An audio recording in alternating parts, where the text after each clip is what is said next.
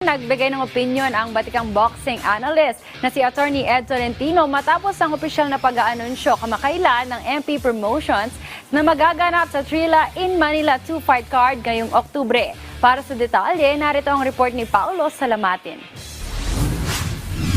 Isa sa mga mainit na usapin ngayon sa mundo ng boxing sa Pilipinas, ang kamakailan lamang na nilabas ng MP Promotions na fight card ng magaganap na 50th anniversary ng Trilla in Manila ngayong Oktubre sa Smart Araneta Coliseum.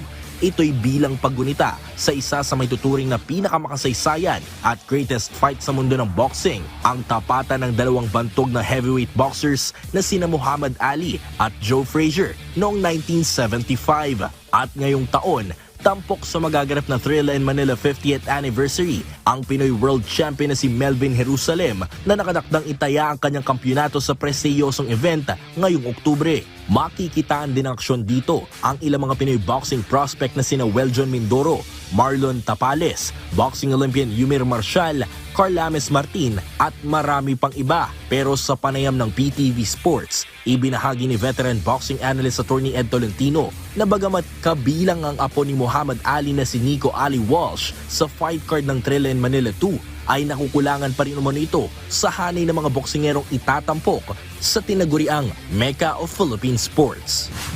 Yung kanyang apo, but like I said, the guy is not even established as a fighter yet. He is coming here because of the bloodline, because it traces back to Muhammad Ali.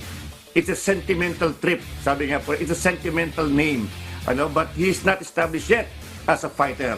At hindi pa. Pero sabi nga po natin, magandang oportunidad dito.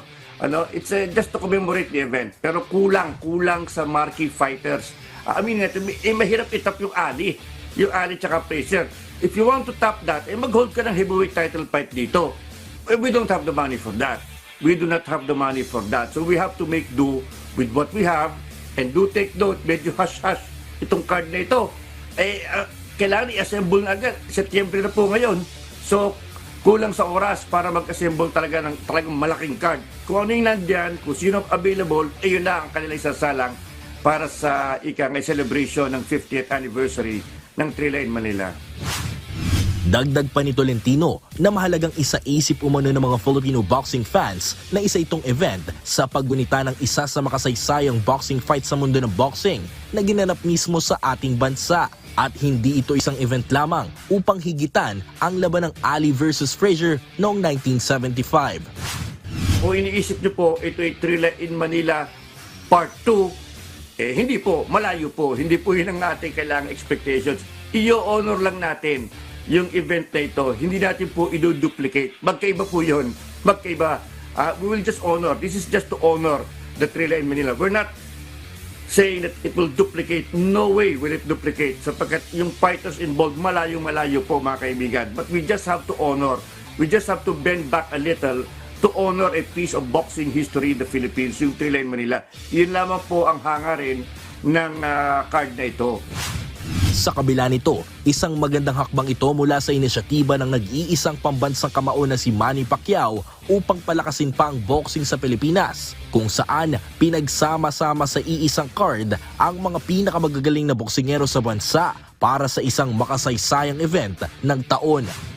Well, sana supportahan po natin ang card na ito. Isipin na lang po natin na maaaring hindi ito mapapantayan. Hindi niya kayang pantayan yung original Trilla in Manila. Ibang klase, ibang level po yun. Pero the bottom line here is that Manny Pacquiao is taking the time available. He's going to be investing real money here to promote Philippine boxing. And Philippine boxing admittedly has not been the same since Manny Pacquiao went into semi-retirement. Bumalik siya, pero alam natin, bilang na rin ang araw ni Pacquiao as an active fighter. So he's trying to make a push for Philippine boxing. Sana supportahan po natin sapagkat it's very rare na makikita natin halos lahat ng sopa na yung pamilyar na pangalan niya sa Philippine boxing. Kahit pa paano, malalagay sila sa isang card, makikita natin lahat sila, hindi sila watak-watak, they're in the same card. Hindi ba ang ganda nun? Inaasahan ng Manny Pacquiao's blow-by-blow Thrilla in Manila 50th anniversary na buo ang suporta ng mga Pinoy boxing fans kabilang ang pagdalo ni Pangulong Ferdinand R. Marcos Jr. sa darating na October 29 sa Smart Araneta Coliseum. Paulo Salamatin para sa Atletang Pilipino, para sa Bagong Pilipinas.